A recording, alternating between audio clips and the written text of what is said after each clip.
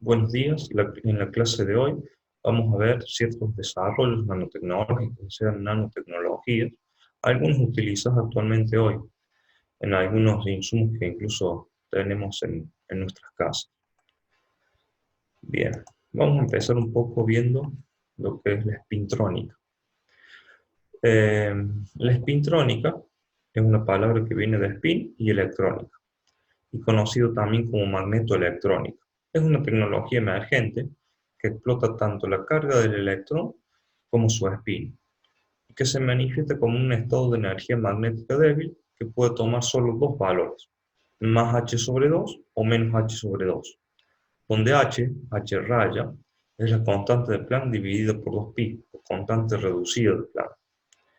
El primer requisito para construir un dispositivo spintrónico es disponer de un sistema que pueda generar una corriente de electrones spin polarizados, es decir, que tengan el mismo valor para su spin, y otro sistema que sea sensible a esa polarización. Es decir, eh, todos sabemos que el electrón en sí tiene dos valores de spin, más un medio o menos un medio. Para simplificarlo de esa forma, es decir, el electrón girando hacia un lado o girando hacia el otro lado. Bueno, con esos dos valores se pueden hacer los dos valores binarios, 0 y 1. O sea, se pueden representar esos dos valores binarios, por lo cual se puede representar en sí cualquier información en un circuito digital o circuito lógico, como son las computadoras actualmente. A eso tiende, digamos, la spintrónica. O sea, con eso se puede almacenar cualquier tipo de información, procesar cualquier tipo de información en ceros y unos. Bien, a eso se refiere la espintrónica. Lo único que actualmente lo que se usan son dos tensiones, ¿sí? De una corriente eléctrica, es decir, 0 o 5 volts. Pero aquí, en el caso de la espintrónica, lo que se quiere utilizar, ¿sí? Es directamente la spin del electrón, ¿sí? Por lo tanto, yo tengo que generar corrientes spin polarizadas, es decir, todos los electrones girando hacia un lado o todos los electrones girando hacia el otro. O sea, eh, digamos, todos los electrones de esa corriente eléctrica, digamos, que se tiene de ese flujo electrónico, son los electrones girando hacia un lado, girando hacia el otro. Bien, para lo cual, lo que necesitamos es un dispositivo espintrónico, lo cual sería un dispositivo espintrónico simple, debería permitir una transmisión de un par de señales por un único canal, utilizando electrones spin polarizados y produciendo una señal diferente para los dos valores posibles, 0 y 1. El método más simple de que una corriente sea spin polarizada es hacerla pasar a través de un material ferromagnético, que debe ser un cristal único, de forma tal que filtre los electrones de manera uniforme. Ejemplo de un dispositivo espintrónico: si dos campos magnéticos están alineados, entonces la corriente podrá pasar, mientras que si se oponen, aumentará la resistencia del sistema, efecto conocido como digamos, o llamado magnetoresistencia gigante. Ya vamos a ver un poco más qué es lo que es esto de magnetoresistencia gigante y para qué sirve, para qué se usa actualmente. La espintrónica puede tener un impacto radical en los dispositivos de almacenamiento masivo. El uso convencional del estado de un electrón en un semiconductor es la representación binaria 0 y 1, como vimos recién, que en este caso, cuando se tiene una corriente de spin polarizada y los 0 y 1 son los electrones que tienen un spin un medio o menos un medio, se llaman bits cuánticos o quantum bits en inglés. Esto puede dar lugar a una nueva generación de ordenadores, que es lo que se denomina actualmente la computación cuántica. Bien, ahora vamos a pasar a lo que es la grabación magnética. ¿Por qué? Porque estos dispositivos de magnetoresistencia gigante y todo lo que es la espintrónica que estamos viendo, que hemos dado un pantallazo, recién un resumen, digamos, está actualmente, principalmente lo que es magnetoresistencia gigante, está actualmente en lo que son nuestros discos duros. Vamos a ver, digamos, en lo que son los discos duros de nuestras PC, qué es lo que hay de nanotecnología, digamos, en estos dispositivos de almacenamiento masivo. Los discos rígidos han dominado el mercado de almacenamiento de información digital en medios regrabables durante los últimos 50 años. Casi todas las tecnologías, más o menos, un poco más de 50 años. Casi todas las tecnologías alternativas han sido superadas a la notable capacidad de estos para reducir sus dimensiones y guardar cada vez más bits en menos espacio físico. Actualmente nosotros tenemos otros dispositivos de almacenamiento sólido, o sea, memorias sólidas, otros tipos de memoria como las memorias USB, pero los discos duros siguen actualmente teniendo, digamos, la punta, tanto por la velocidad de almacenamiento como por la cantidad de, de información guardada por unidad de área, es decir, lo que se denomina, ¿no es cierto?, una densidad de almacenamiento. Los discos duros tienen mayor densidad de almacenamiento que los otros métodos, digamos, para almacenar información. Los principios de funcionamiento de un disco duro, hay tres principios fundamentales de física básica que entran en juego. Una corriente eléctrica produce un campo magnético, E de Ampere. Las variaciones de campo magnético inducen una tensión en una bobina, en la ley de Faraday-Lenz, y los dominios de un material magnético tienden a orientarse en la dirección del campo aplicado, interacción sigma. ¿Por qué? Los discos duros contan de dos partes básicas, como podemos ver en la figura. La superficie de almacenamiento de información, que es este plato. Fíjense acá en la foto que estoy mostrando en la filmina. Digamos, hay varios platos, se pueden llegar a ver que hay varios platos o discos, propiamente dicho, que es donde se almacena la información. La información se almacena en cada cara de estos platos, es decir, en esta cara que vemos acá, pero en la que está debajo de este plato, de este disco, en la cara superior del disco de abajo, en la cara inferior del disco, este que está al medio, perdón, y en el disco inferior hay otra, tiene dos caras más de almacenamiento de información. Bien, este brazo que está acá es lo que comanda la cabeza de lectura y escritura. Lo que está acá en la puntita de ese brazo es el cabezal de lectoescritura. Bien, y después, por supuesto, tiene otro montón de partes electrónicas, ¿sí? Donde esté conexionado, las mangueras o este tipo de cables, ¿sí? Por donde se transmite la información leída, digamos, eh, almacenada sobre la superficie del disco. Bien, por eso yo hablaba recién de densidad de almacenamiento de información. Es decir, la cantidad de información almacenada, medida generalmente en bits o en megabits, o sea, en millones de bits, almacenados por milímetro cuadrado de superficie o por pulgada cuadrada de superficie, así como ustedes quieran verlo, que es esta superficie, ¿sí?, del disco, la superficie magnética del disco, donde se almacena la información. Bien, los dos primeros componentes, o sea, el medio magnético como el cabezal de electroescritura, nos van a interesar desde el punto de vista de la nanociencia y la nanotecnología. Un poco de la parte de la electrónica, ya vimos anteriormente en tecnología CMOS, en parte de miniaturización. Bien, ¿cómo funciona la parte magnética del disco y qué características tiene que tener? Las características fundamentales que debe tener un medio magnético son poseer alto campo coercitivo para evitar que se invierta la magnetización para evitar que se invierta la magnetización, ya sea por algo externo, ¿sí?, por un factor externo, pero también para que en esa superficie del disco duro puedan almacenarse ceros y unos sin interaccionar, ¿sí?, con el sector que está inmediatamente al lado. Es decir, esta superficie del disco está dividida en sectores físicos, ¿sí? ¿Por qué? Que son como pequeñas, digamos, celditas. Es decir, cada sector físico, cada sector físico está uno al lado del otro sobre esta superficie del disco. Y un sector puede estar magnetizado hacia un lado, ¿sí? Con una determinada orientación, porque hay que acordarse que un campo magnético tiene dirección y sentido, es una magnitud vectorial. Entonces, un determinado clúster, una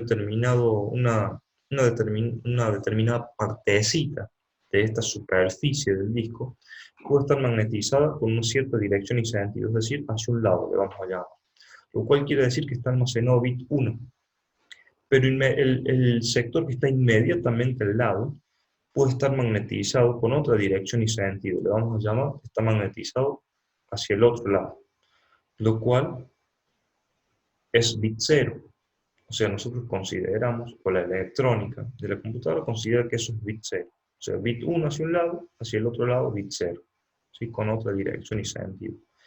Y esos dos clústeres tienen que estar y coexistir uno al lado del otro, sin que se invierta esa magnetización por el clúster que está al lado, ¿sí? Por lo tanto, generalmente, entonces estos son materiales con alto campo coercitivo, o sea, es difícil de variarle, de invertirle la magnetización, ¿sí? Además, este medio tiene que ser estable magnética y térmicamente y estar formado por granos muy pequeños, cristalinamente orientados, magnéticamente aislados, de alta anisotropía magnética, o sea que se magneticen fácilmente en alguna dirección preferencial, pero queden magnetizados ahí.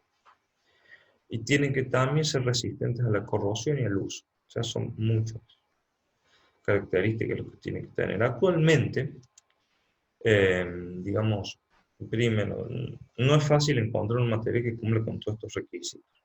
En los primeros discos rígidos se utilizaban óxidos de hierro magnéticos que se depositaban con técnicas químicas o simplemente se pintaban sobre el sustrato. Sin embargo, a medida que se fue incrementando la densidad de información, se hizo necesario cambiar a materiales con mejor desempeño y agregar capas adicionales que ayuden, por ejemplo, a mejorar digamos, la estabilidad magnética o evitar la corrosión. Actualmente, la superficie digamos, donde se graban los datos de ese plato de disco duro está formado por un montón de capas. Este sustrato de aluminio que está acá abajo es el soporte, ¿sí? De todas las otras capas que hay. Después hay digamos, un montón de capas en donde la que realmente se guarda la información es la capa gris. Esta es la de cobre, cromo, platino, boro. Después las otras capas tratan de que esta capa no se desmagnetice, se mantenga la magnetización para recubrirla, etcétera, etcétera. Bien, en este esquema, eh, digamos, esta capa, que es la que está acá en medio, principalmente son nanoclústeres de cobalto, o sea, son agregados nanométricos o nanopartículas de cobalto, que es justamente el material ferromagnético, el que tiene ferromagnetismo, el que puede, digamos, guardar la información, el que puede quedarse magnetizado hacia un lado o hacia el otro, una vez quitado el campo magnético. Entonces son estas nanopartículas de cobalto dispersas en una matriz que no es magnética. O sea, estos nanoclústeres de cobalto están dispersos en esta otra aleación de cromo, platino, boro, ¿sí? que no es ferromagnética. Por lo tanto, estos nanoclústeres de cobalto, o nanoclústeres, una nanoisla, digamos como una nanopartícula un poco más grande, de cobalto, están aislados magnéticamente con respecto al clúster de cobalto inmediatamente, digamos, adyacente, o el que está al lado. Entonces, digamos, en realidad el sector físico del disco duro ocupa una cierta cantidad de estos nanoclústeres, ¿sí?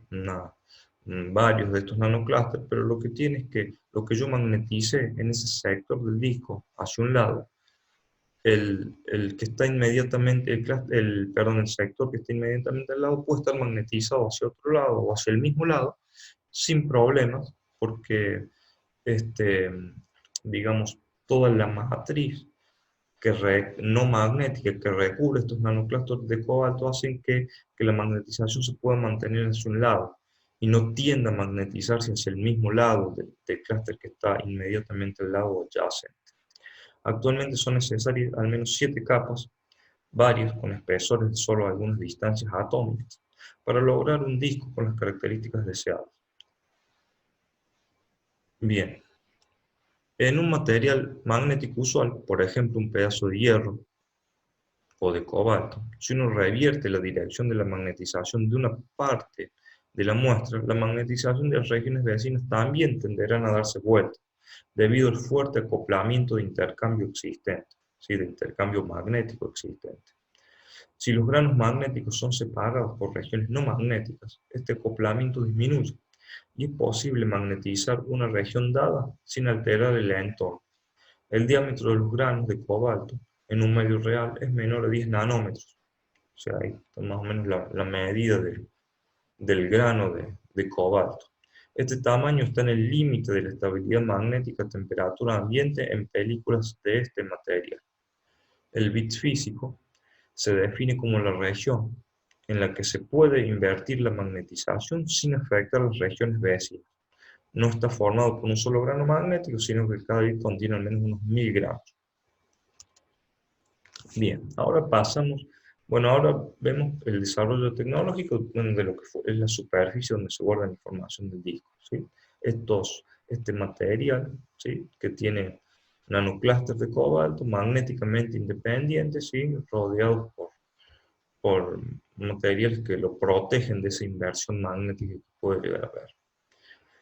Bien, ahora vamos a ir al cabezal de escritura, que nos interesaba también. Originalmente un único cabezal era utilizado tanto para la estructura como para la lectura, como para la escritura de información en los discos. Este cabezal de doble propósito funcionaba de forma inductiva, con una bobina, digamos, un enrollamiento, ¿sí? De cable de cobre, como un solenoide, digamos, arrollada sobre una armadura ferromagnética toroidal. No sé, eran como un toro, ¿sí? Tengo un toroide, ¿sí? Es como un anillo, arriba del cual, o sea, sobre el cual está enrollado un pequeño cable o alambre de cobre. En modo escritura, una corriente eléctrica produce un campo magnético que graba la superficie del disco. En modo lectura, las transiciones sobre las zonas del disco, con distinta orientación magnética, inducen una corriente sobre la bobina del cabezal. El cabezal de escritura de hoy en día sigue siendo inductivo, el de escritura, pero para aumentar la sensibilidad del cabezal de lectura, se ha separado y opera basado en un principio físico totalmente distinto, en el de magnetoresistencia gigante, que era lo que estamos viendo antes. Bien, el tema de los cabezales estos de lectura es que principalmente el de escritura sí es este anillo con un enrollamiento del cual se puede hacer muy pequeño. ¿Por qué? Porque por ahí, por ese alambrecito, se induce una corriente eléctrica. Creo que está en la próxima filmina, sí, acá está. Por el alambre se induce una determinada corriente eléctrica que genera un campo magnético hacia un lado, es como un solenoide, ¿sí? Ese campo magnético hacia un lado, supóngase, es bit 1. Estoy grabando bit 1 sobre la superficie del disco. ¿Por qué? Porque ese cabezal está inmediatamente por encima de la superficie del disco. Entonces, donde ese cabezal, digamos, donde ese cabezal está situado, en ese lugar, la superficie del disco se magnetiza hacia un determinado lado, ¿sí? Si quiero grabar bit 0, lo que tengo que hacer es por ese cable hacer circular la corriente por el otro lado, por lo tanto ese solenoide se magnetiza hacia el otro lado, bueno, donde está en la superficie del disco, donde está ese cabezal, se magnetiza hacia ese otro lado. Bien, el tema es el cabezal de lectura, porque el cabezal de lectura, cuando yo tengo almacenado sobre la superficie del disco, supóngase bit 1 y bit 0, ese disco está girando, gira a una determinada velocidad. Entonces yo tengo el cabezal donde estaba almacenado bit 1. Cuando inmediatamente, como el disco gira, pasa al siguiente bit que está almacenado bit 0, hay una inversión del campo magnético de un lado hacia el otro, ¿sí? Así como estaba almacenada la información.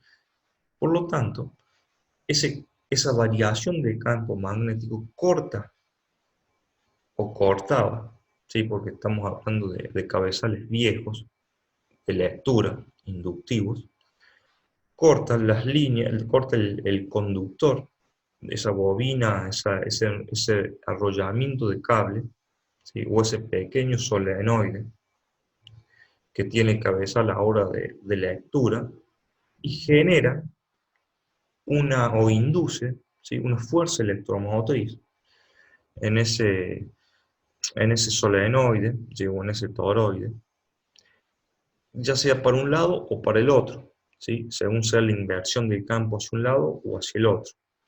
El tema es que para ser sensible, este cabezal de lectura tenía que ser como más grande, o sea, tenía que tener mucho más arrollamiento de, de ese conductor, ¿sí? ¿Sí? De cobre, para que la corriente que se induzca o que se inducía en ese, digamos, en ese solenoide sea perceptible, ¿sí? Porque si no, no se notaba. Entonces era un cabezal mucho más grande. Por lo tanto, la densidad de almacenamiento estaba, y el tamaño del sector físico, en realidad estaba, digamos, estaba relacionada con el tamaño que tenía el lector el cabezal lector, ¿sí? Bien, por lo tanto, lo que había que hacer era tratar de achicar de alguna forma ese cabezal el de lectura principalmente, no tanto el de escritura. Por lo tanto, se pensó en utilizar el fenómeno de magnetorresistencia gigante en estos cabezales de lectura del disco duro. Bien, la magnetorresistencia gigante, primero vamos a ver un poco qué es un efecto mecánico cuántico que se observa en estructuras de película delgada compuestas de capas alternadas ferromagnéticas y no magnéticas, es decir, es un sándwich donde tengo una capa que es dos capas en realidad que son ferromagnéticas, que vendrían a ser las tapas de ese sándwich, y lo que va al medio es una capa no magnética conductora de la corriente eléctrica, ya vamos a ver. Este fenómeno se manifiesta como un aumento significativo de la resistencia de la estructura cuando dos capas ferromagnéticas disponen de electrones con espines opuestos. Esto fue desarrollado por Grumber, Peter Grumber, un investigador de la Universidad de París Sur, y descubrieron este fenómeno junto con Albert Fert. Peter Grumber es del Julius Research Center y Albert Fert de la Universidad de París Sur, bueno, que fueron los investigadores que descubrieron este fenómeno en 1988. El equipo de IBM fue liderado por Parkin, reconoció rápidamente las posibilidades de la utilización del efecto para un sensor de campo magnético con aplicaciones con aplicaciones en la cabeza de lectura y escritura del disco duro, especialmente en la de lectura. En diciembre de 1997, IBM puso en el mercado el primer dispositivo comercial basado en este efecto. Hoy en día, todos nuestros discos duros tienen un cabezal de lectura magnetorresistente. Bien, cuando el campo es nulo, las dos capas ferromagnéticas, las que están arriba y abajo, tienen una magnetización antiparalela, puesto que están sometidas a un acoplamiento ferromagnético débil entre las dos capas. Bajo el efecto de un campo magnético externo, las magnetizaciones respectivas de las dos capas se alinean y la resistencia de la capa cae de la capa del medio, cae de manera súbita. Ya vamos a ver por qué multicapa, que es lo que dice la física. Los spins de los electrones de la sustancia no magnética se alinean en igual número de manera paralela y antiparalela al campo magnético aplicado y por lo tanto sufren un cambio de difusión magnética en una menor medida respecto a las capas ferromagnéticas que se magnetizan de forma paralela. Esto es así, como yo les decía, acá está el dibujo. En general, las capas están acá como está la red derecha, magnetizadas de diferentes formas, ¿sí? En el caso del lector, de la cabeza lectora del disco duro, esta capa, la capa de abajo, es la que se magnetiza de acuerdo a lo que yo tengo sobre la superficie del disco, o sea, de acuerdo a lo que dice el clúster, perdón, a lo que dice el sector físico, donde está almacenada la información. Y la de arriba se mantiene fija. Cuando esto está, digamos, cuando las capas de arriba y de abajo, que son capas ferromagnéticas no conductoras, la capa del medio, que es una capa conductora no magnética, tiene una resistencia muy alta, es decir, no puede circular la corriente eléctrica prácticamente por esta capa. Pero cuando la capa de abajo se magnetiza en forma paralela a la capa de arriba, la resistencia de la capa del medio cae súbitamente, o sea, se transforma en una resistencia casi despreciable. Este material, por lo tanto, eh, digamos, se transforma en un buen conductor de la energía eléctrica, por lo tanto, por acá puede circular una corriente eléctrica. Entonces, este es un sensor. Como habíamos dicho, la capa de abajo se magnetiza según el clúster del disco. Por lo tanto, podemos pasar de un clúster, supónganse, que estaba en un 0, a un clúster que estaba en 1, magnetizado hacia el otro lado, simplemente viendo cómo es la conductividad o la resistencia de la capa del medio, o haciendo circular por allí, circula corriente o no circula corriente. Bien, en este caso podemos ver un material magnetorresistente, en donde, la capa del medio justamente, acá explica, la capa del medio es una capa que está realmente muy fina, ¿sí? Es una capa que tiene un espesor nanométrico, del tamaño de los nanómetros. ¿Por qué? Porque al ser cada vez más fina esa capa, que es esa capa que es conductora, pero no ferromagnética, la variación de esa resistencia es mucho más grande a medida que esa capa es mucho más fina, que es lo que demuestra este gráfico. Este gráfico son capas de hierro de 30 angstrom, ¿sí? Y en la del medio es una capa de cromo. Si esa capa es de 18 angstrom, el cambio de resistencia es pequeño. Pero cuando vamos a una capa de cromo mucho más fina, como de 9 angstrom, ese cambio en la resistencia es muchísimo más grande, ¿sí? De que es conductora que no es a donde no es conductor. O sea, es el cambio de esa resistencia eléctrica de esa capa del medio. Bien, esto puede servir para un montón de aplicaciones, además de la aplicación justamente del campo de los lectores de disco duro. Pero principalmente esto actúa como lo que se denomina una válvula de spin. Y no se utiliza solamente una sola capa de este sándwich, ¿sí? Sino que se utilizan varios de estos sándwiches, uno puesto arriba del otro, ¿sí? Donde estas capas se magnetizan hacia un lado o se magnetizan en diferentes orientaciones magnéticas. Por allí puede circular corriente, entonces, o no circular corriente por estas capas que son conductoras. O sea, la corriente va a circular por las capas del medio, donde es conductora. La capa, por lo tanto, la corriente fluye, ¿no es cierto?, por esas capas. Bien, las cabezas lectoras con magnetoresistencia gigante de los discos duros están compuestas por sándwiches de elementos tal que su resistencia eléctrica depende del campo magnético. La cabeza de lectura magnetoresistiva tiene una resistencia eléctrica que varía cuando pasa por encima del pequeño imán, que es un bit. Por tanto, cuando un bit pasa por debajo de la cabeza lectora, hay una variación de la resistencia que puede detectarse fácilmente. En cuantas más capas tenga el sándwich, ese sándwich, ¿no es cierto?, la variación de la resistencia es mucho más grande y por lo tanto se puede hacer bits mucho más pequeños. De este modo, digamos, aumenta la capacidad de almacenamiento de los discos. Bien, la válvula de spin utilizada como cabeza lectora, actualmente, por lo que se ve, tiene un montón de capas, ¿sí? Que no están justamente las capas que vimos recién, pero también hay un montón de capas que son para proteger este tipo de sándwiches, para darle una mayor variación a esa resistencia, bueno, etc.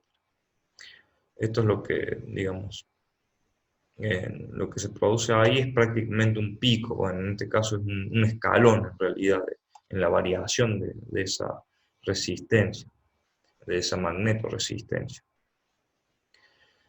Bien, ahora vamos a continuar con otros desarrollos nanotecnológicos. En este caso vamos a ver un poco de lo que son máquinas microelectrónicas. Si recordamos del principio de la materia, habíamos dicho que estas máquinas microelectrónicas, o MEMS, eran desarrollos en el campo micro, o sea, más grandes, pero que sus partecitas eran desarrollos, muchos de ellos eran desarrollos en el campo nano. En este caso vemos lo que la empresa Lucent, que es justamente lo que desarrolló, lo que era antiguamente Laboratorios Bell, le llamó el Lambda Router. Es decir, es un dispositivo que sirve para encaminar datos, como un router, como el router que nosotros tenemos en las casas. Lo único que este es para fibra óptica. Es decir, la información que viene en una fibra óptica muchas veces es necesario replicarlas en un array de fibras ópticas, o sea, replicarlas sería duplicarla o triplicarla ¿sí? En otros arrays de fibras ópticas, eh, o encaminarla por una determinada fibra óptica por otro lado. Lo que normalmente se hace actualmente es la información que viene por fibra óptica se la transforma en energía eléctrica, ¿sí? En información en forma electrónica, ¿sí? De ceros y unos, y luego se la vuelve a transformar en energía lumínica, ¿sí? Para seguir siendo transmitida en fibra óptica.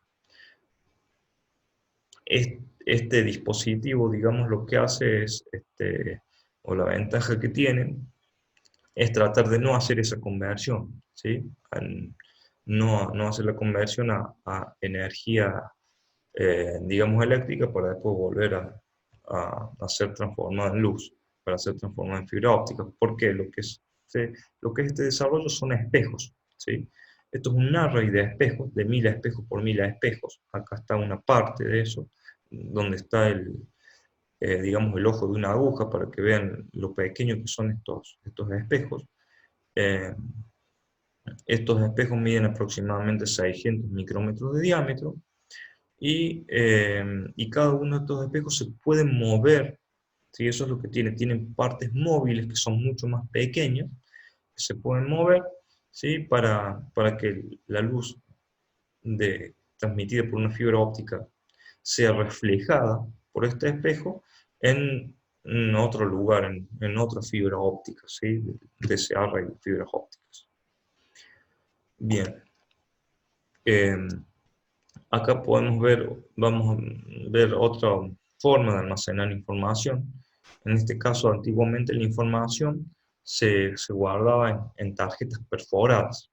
Esta que está acá a la izquierda era la máquina de Hollerith, que era la lectora de tarjetas perforadas que se había utilizado en un censo de Estados Unidos, uno de los primeros censos de Estados Unidos, en donde se empezaron a utilizar este tipo de máquinas. Y la información se guardaba en tarjetas perforadas, como la que pueden ver acá a la derecha.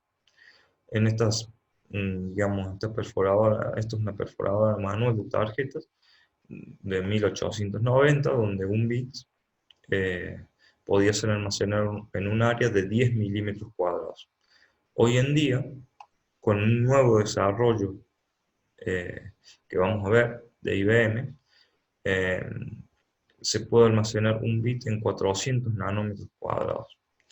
Este desarrollo, pensando justamente seguir con esto de cómo almacenar, digamos, la información en estas tarjetas perforadas, donde un hueco en esa tarjeta perforada era un 0 o un 1, ¿sí? Y donde no hay hueco, donde no hay perforación, era un 1 o un 0. Bien, IBM desarrolló lo que le llamó el 1000 pies, donde es un sistema de 2 dimensiones y de puntas de silicio, y un explorador, o sea, un robot que mueve esa, digamos, esa tarjeta, o sea, donde se van a almacenar estos puntitos que son ceros o unos, o sea, el medio de almacenamiento.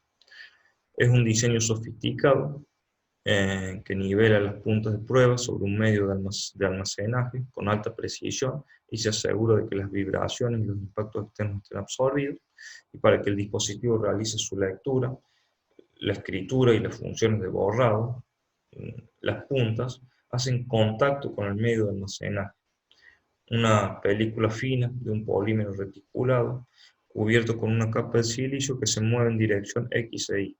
El medio de almacenamiento se coloca con exactitud nanométrica, digamos, a la matriz de estas puntas.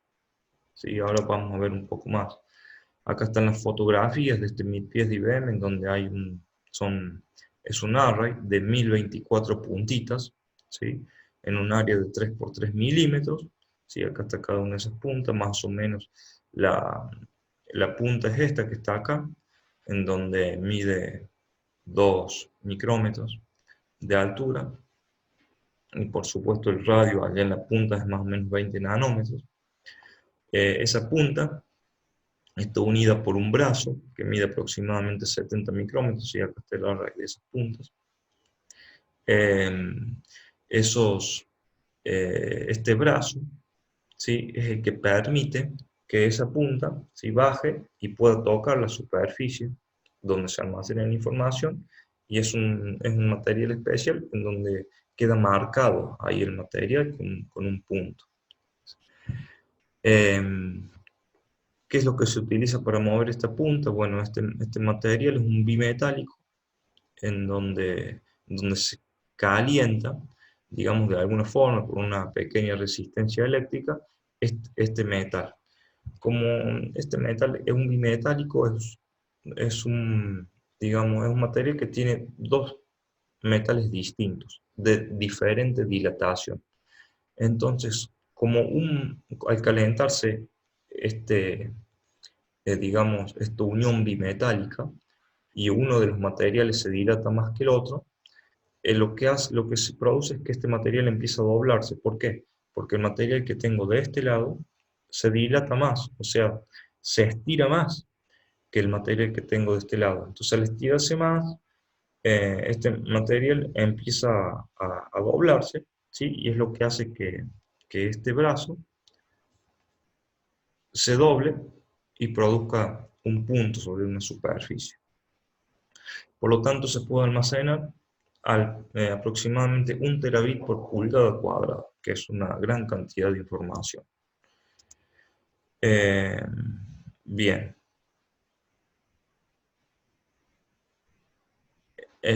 Vamos a seguir un poco con lo que son nanotubos de carbono.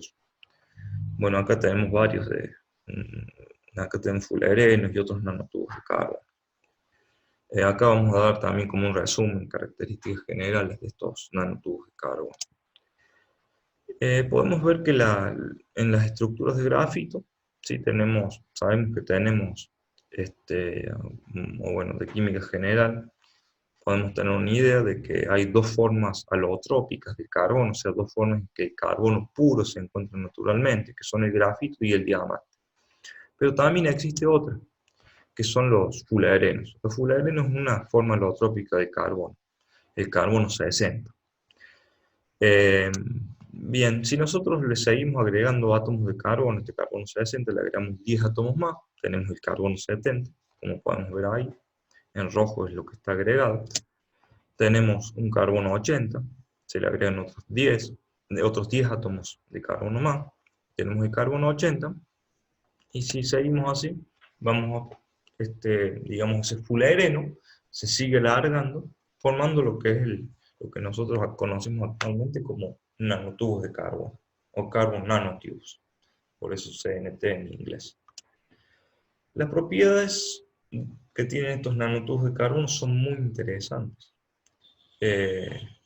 Tienen el tamaño que tienen, son, digamos, dimensiones de aproximadamente 10 átomos de carbono, lo más chico que puede ser ese nanotubo, que es aproximadamente 1 nanómetro de diámetro, pueden ser más grandes, ¿sí? Según la cantidad de átomos de carbono que tengan ese anillo. Tienen ciertas propiedades electrónicas, pueden ser metálicos o semiconductores, dependiendo del diámetro y de la orientación de los hexágonos. Tienen propiedades mecánicas, unas muy buenas propiedades mecánicas, o sea, muy alta tenacidad y módulo, buenas características en la compresión y en la elongación, y propiedades físicas como propiedades de transporte de moléculas simples, de transporte de calor y ondas electromagnéticas. Bien, estos nanotubos de carbono tienen cierta quiralidad, es decir, lo que vemos acá a la izquierda de la filmina es una lámina de grafeno, ¿sí? Una de las láminas que tiene el grafito, que se llama grafeno, esa lámina, ¿sí? Todo depende de cómo nosotros enrollamos esa lámina, vamos a poder ver eh, cómo digamos, el nanotubo que va a quedar formado tiene diferentes características, o sea, eso es lo que le da la quiralidad del nanotubo de carbono, es decir, por ejemplo, esta hoja la enrollamos con los lados de los hexágonos y los lados de los hexágonos, ¿sí? La unimos así, la enrollamos de esa forma. Entonces vamos a obtener, ¿sí? Digamos, un nanotubo que va a estar, ¿sí? Va a ser tipo zigzag. O si lo unimos así al revés, desde las puntas de los hexágonos con las puntas de los hexágonos, vamos a tener un tipo silla de estar, un armchair. O si lo unimos a esa hoja con distinto ángulo, que puede ser unida con diferente ángulo, vamos a obtener un montón de nanotubos que se denominan quirales. Todos estos nanoconductores, por lo que vemos, estos que están así como silla de estar, así como sofá, son metálicos. Estos otros pueden ser semiconductores o metálicos según cómo sea la orientación de la hoja esta de grafeno al unirse y al formar el nanotubo. O sea que tienen diferentes propiedades semiconductores según la disposición de los hexágonos en esos nanotubos y de los hexágonos del grafeno, ¿sí? En esos nanotubos.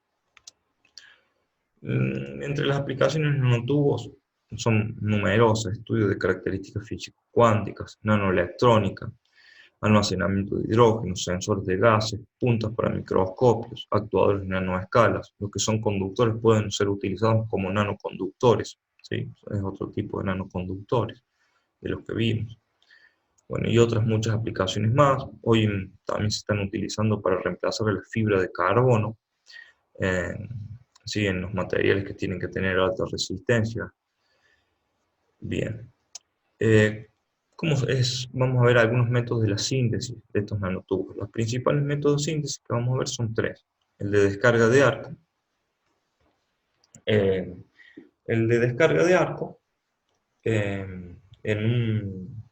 digamos en un horno, ¿sí? En un lugar cerrado, tengo dos electrodos de grafito, dentro del horno tengo un gas inerte para que estos nanotubos de carbono no se me volatilicen a la temperatura que los voy a producir, o sea, no se quemen en la atmósfera de aire.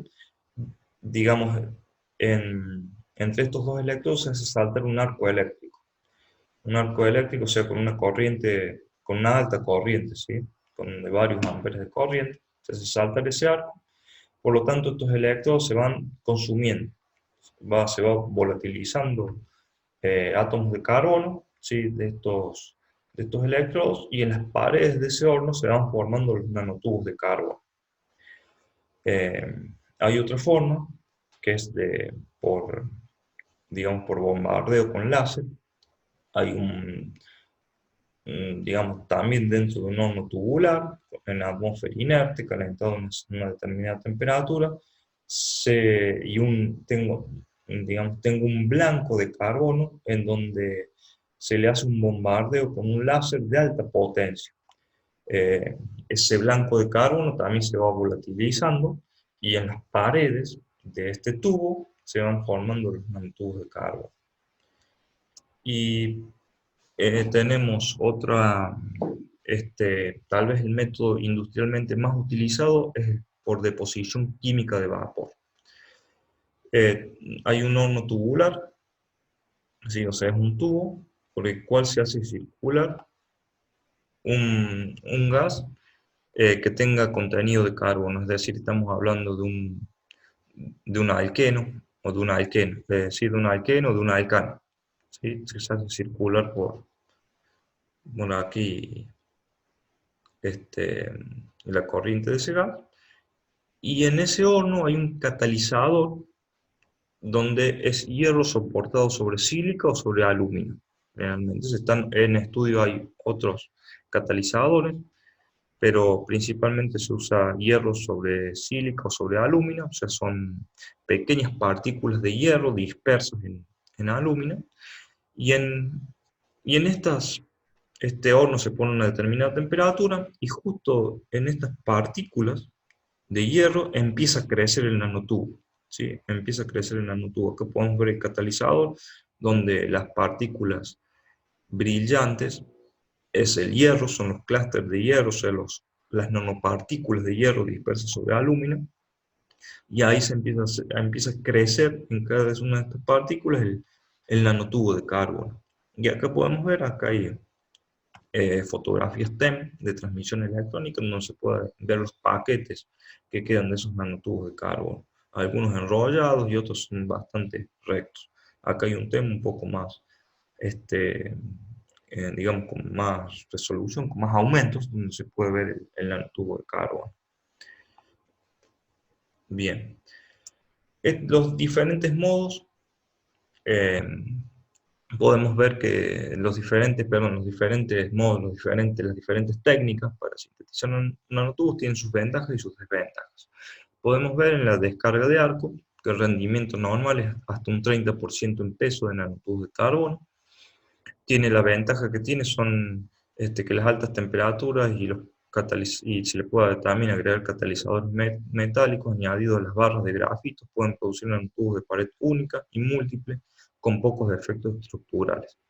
Las limitaciones es que los tubos tienden a ser cortos, 50 micras, y depositarse en formas y tamaños aleatorios.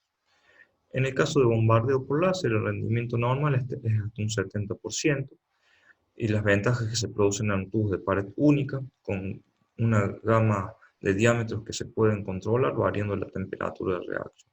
Las limitaciones es que este método necesita láser muy costoso. En cuanto es a deposición química de vapor, el rendimiento normal de 20 casi un 100%.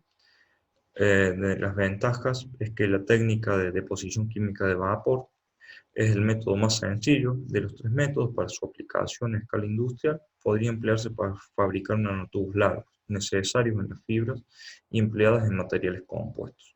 Las limitaciones es que los nanotubos fabricados así suelen ser de pared múltiple y a veces están plagados de defectos. De ahí que los tubos tengan solo una décima de la resistencia a la tracción en peso que los fabricados por descargas de arco. Bien. Acá podemos ver nanotubos que pueden ser de pared única, pueden ser cerrados en los extremos o abiertos según sea el método de fabricación que tenemos, o también pueden ser nanotubos de pared múltiple, que son como varios nanotubos, uno más chico, puestos adentro de otros. Se denominan nanotubos de pared múltiple. Estos son siglas en inglés. Digamos, single wall nanotube o multi-wall nanotube, o sea, nanotubos de pared simple o nanotubos de pared múltiple. Bueno, eso es un poco lo que es sobre nanotubos de carbono. Bien, ahora les voy a dar por último una aplicación rápida actualmente en lo que son memorias de las computadoras.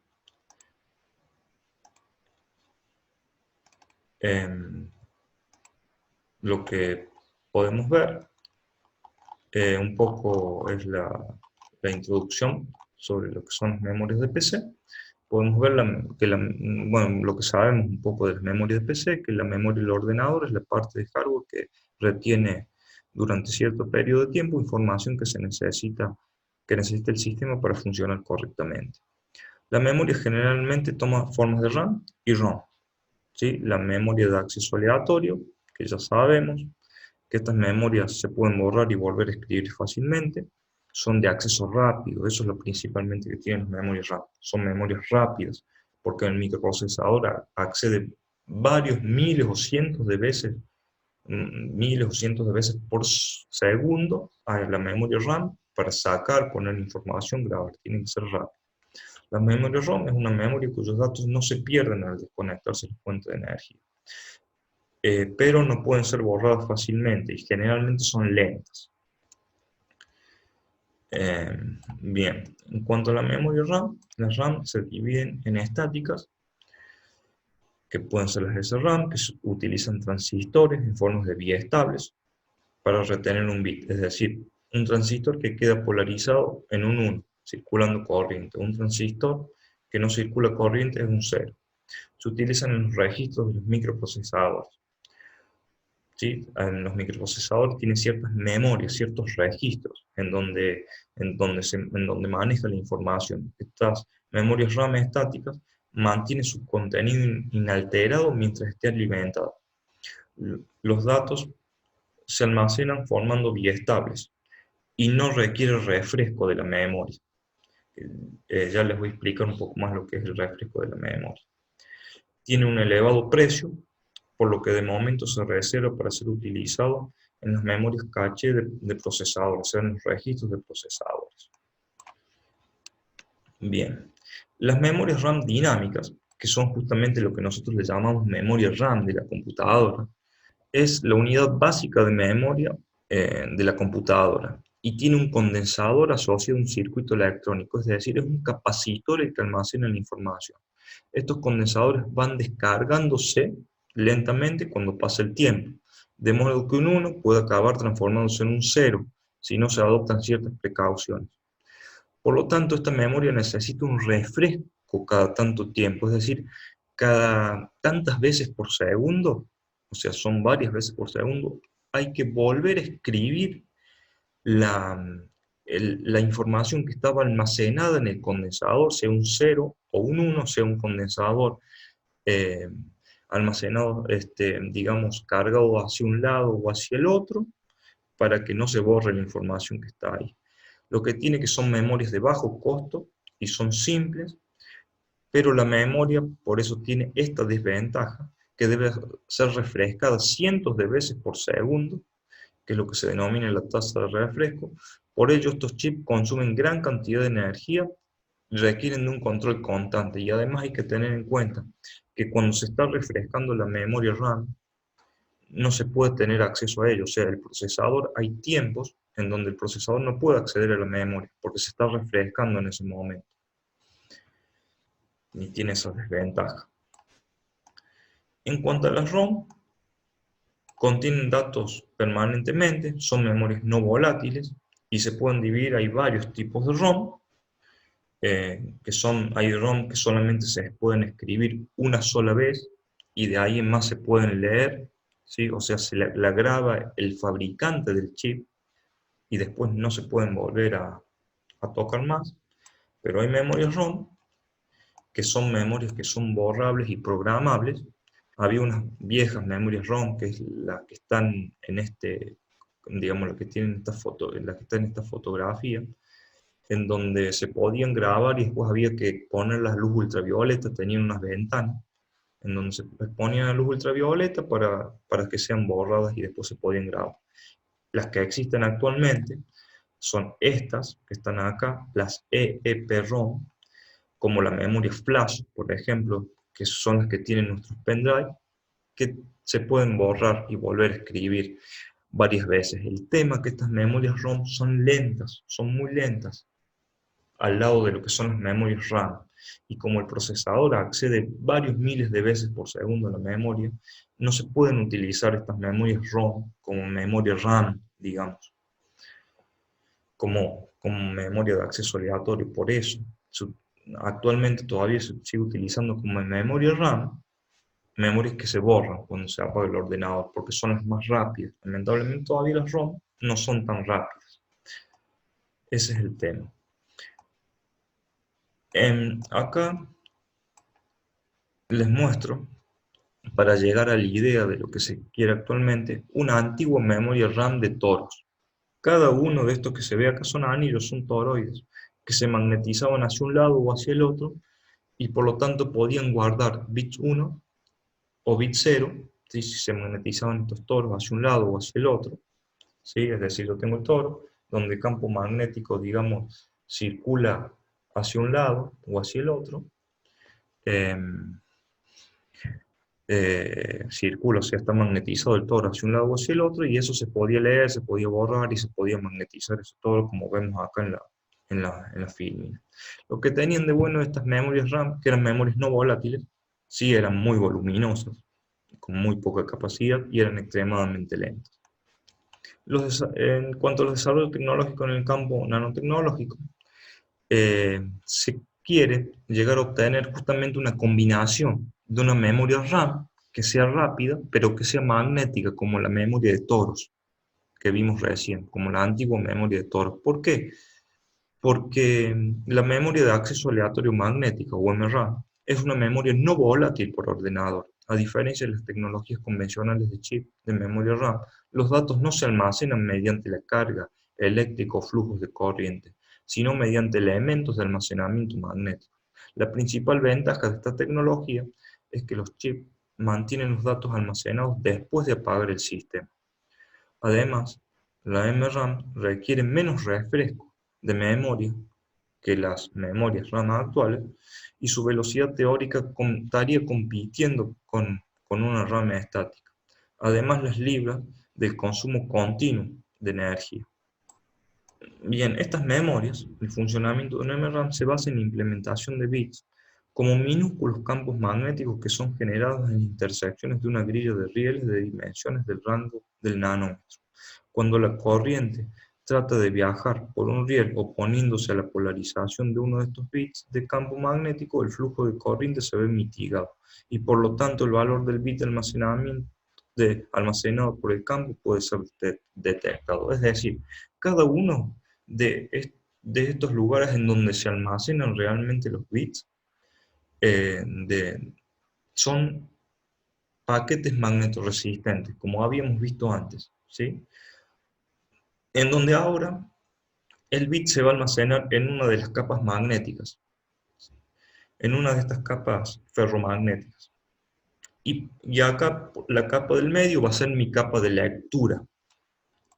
Es decir, el almacenamiento magnético, ¿sí? Yo acá tengo la capa de bits, en donde yo puedo, digamos, este paquete magnetoresistente está asociado a algún transistor, que es lo que yo puedo para ver si realmente esta capa es conductora o no es conductora, esta capa del medio. O sea, si el bit que está almacenado es 0 o 1, eso sirve para la lectura.